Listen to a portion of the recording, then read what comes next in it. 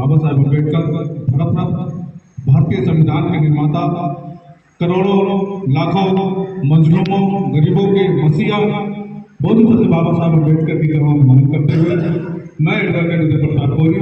राष्ट्रीय अध्यक्ष राष्ट्रीय अम्बेडकर सेना भारत, क्योंकि हमारे संगठन का एक विजन है और भारत जातो भारत, जिसके लिए पूरे देश में बुजुर्ग को पूरा वापसी, क्योंकि बहुत सत्य बाबा साहब अम्बेडकर के द्वारा 14 अक्टूबर 1956 को नागपुर की दीक्षा भूमि पे 10 लाख लोगों से ज्यादा द्वारा बौद्ध धर्म ग्रहण किया गया। मगर उसके पहले 25 दिसंबर 1954 को इस धर्मभूमि ऐतिहासिक धर्मभूमि पे बौद्ध सत्य बाबा साहब अम्बेडकर के द्वारा तथागत गौतम बुद्ध की मूर्ति और बुद्ध विहार की जो स्थापना की गई थी, उसको पूरा होने में कई साल लग गए। अभी पूर्ण रूप से पूरा भी नहीं हुआ और इस कमेटी के कर्ता धर्ता संस्थापक सभी को मैं हृदय की गहराई से उत्तर प्रदेश सरकार पर सभी अम्बेडकर वादियों की तरफ से मैं नमो बुद्धाय जय भीम बहुत साधुवाद बहुत धन्यवाद करता हूँ कि आप बाबा साहब के सपने को जो पूरा करने का काम कर रहे हैं, इसके लिए आप करोड़ों बार नहीं हजारों करोड़ कई बार आप धन्यवाद के पात्र हैं कि आप इतना बड़ा काम जो बाबा साहब अम्बेडकर अपना अधूरा काम छोड़कर गए थे, वो काम पूरा करने का काम जो आप लोगों ने पीड़ा उठाया, उसके लिए आप बधाई के पात्र हैं। जितनी भी बधाई दी जाए उतना ही कम है, क्योंकि बाबा साहब ने कहा था मेरे सपनों को पूरा करने के लिए आप अपने सपनों को कुर्बान कर देना। आज वो हमारे बीच में भीम के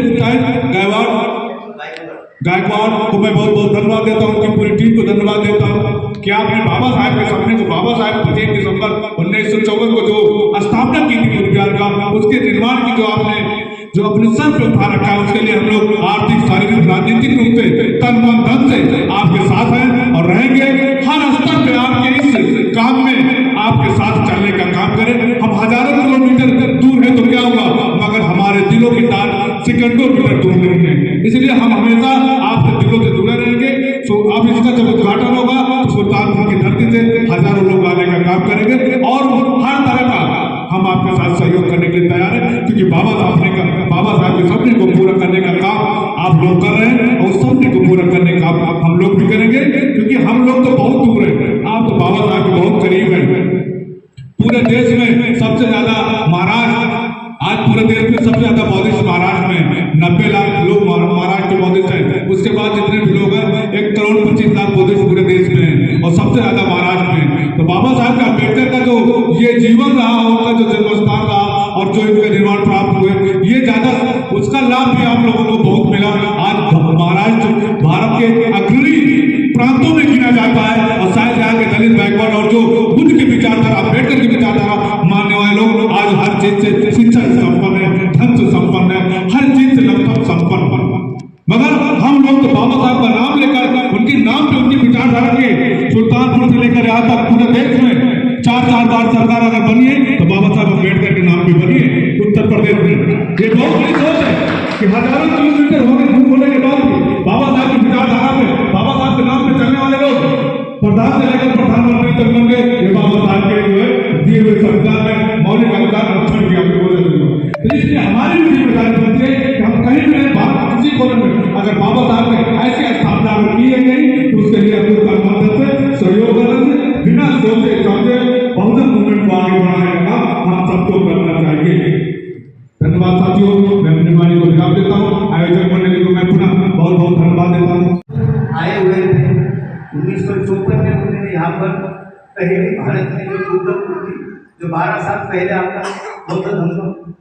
नष्ट किया गया था, उसके बाद में बाबा साहब ने उस धर्म को पुनर्जीवन देकर इस जगह पर इस बुद्ध मूर्ति की प्रतिष्ठापना की थी। ये वो जगह है, इस जगह पर संत तुकाराम महाराज उनका जन्मस्थल है, जो इस महाराष्ट्र के एक ऐसे संत थे जिन्होंने हमेशा अंधश्रद्धा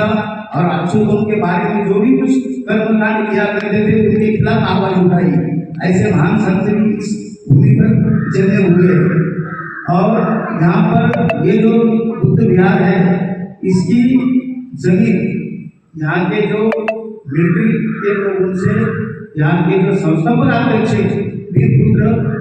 टेक्सास दादा गायकवाड़, उन्होंने खरीदी हुई जमीन है, इसलिए आपने देखा यहाँ पर मिलिट्री की गाड़ी आई है।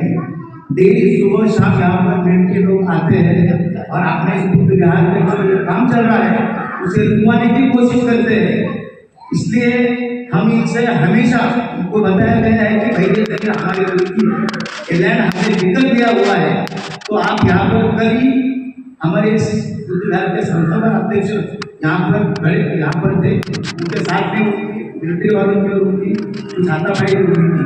मगर क्या है हम इनके बच्चे हैं, हम करने वाले नहीं थे। बुद्ध विहार 3 मंजिल का होने वाला है, इसलिए चाहे कुछ भी हो जाए हमें सरकार यहाँ पर 1 रुपये नामों नहीं देती है। ये तो बन रहा है कि पूरा पैसा दादा गायकवाड़ आपने उनके खर्चों से कर रहे हैं। यहाँ पर कोई भी संस्थाएं दान या कोई डोनेशन नहीं देती है। इसलिए और मैं आपको ये बताना चाहता हूँ कि ये जो वीरपुत्र दादा गायकवाड़ है, एक फिल्म एक्टर है, डायरेक्टर है, प्रोड्यूसर है, उनकी उम्र आज 76 ईयर्स के है। वो उन्होंने अगले आने वाले फ्राइडे को पैगाम नाम की हिंदी फिल्म पूरे भारत भर में प्रदर्शित होने वाली है। ये बाबा साहब का मिशन आगे चलाने के लिए बनाई गई फिल्म है।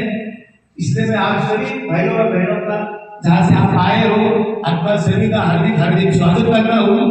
और आपका जो ये धम्म प्रवास जो आप निकले हैं वो सुखदायक और आरामदायक हो, ये भगवान बुद्ध के चरणों में सदिच्छा व्यक्त करता हूँ।